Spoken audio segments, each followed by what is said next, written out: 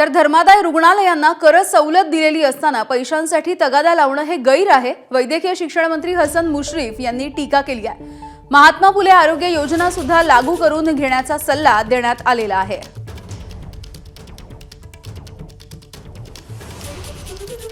वास्तविक यांना सवलती अनेक आहेत, यांना कसलाही टॅक्स ही सगळ्यात मोठी सवलत आहे।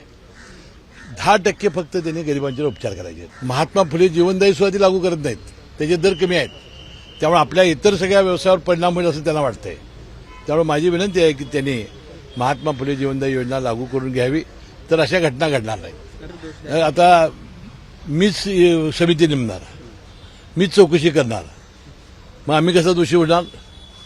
माझं म्हणणं आहे असं नाही, ती महिला आलेली होती, तिला नुसतं ॲडमिट केलं असतं काय बिघडलं असतं?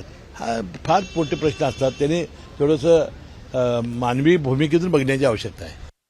रुग्णालयामध्ये तुम्ही जेव्हा धर्मादायकडे रजिस्ट्रेशन करता, जेव्हा मोफत इलाजाच्या गोष्टी करता, सरकारच्या तर योजना आहेतच आहेत, परंतु तुम्ही त्या अनुषंगानं तुमचं हॉस्पिटलचं रजिस्ट्रेशन होतं, म्हणून अनेक टॅक्स आणि अनेक करारापासून तुम्हाला फायदा त्याचा होत असतो।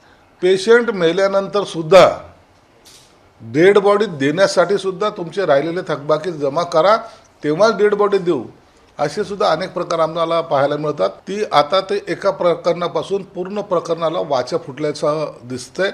मुख्यमंत्री साहेबांनी त्याच्यामध्ये चौकशीचे आदेश दिलेले आहेत आणि यामध्ये आता जनतेने सुद्धा ज्यांना ज्यांना त्रास झालाय त्यांनी सुद्धा तक्रारी ह्या शासनाकडे किंवा मुख्यमंत्री साहेबांकडे पाठवले पाहिजे।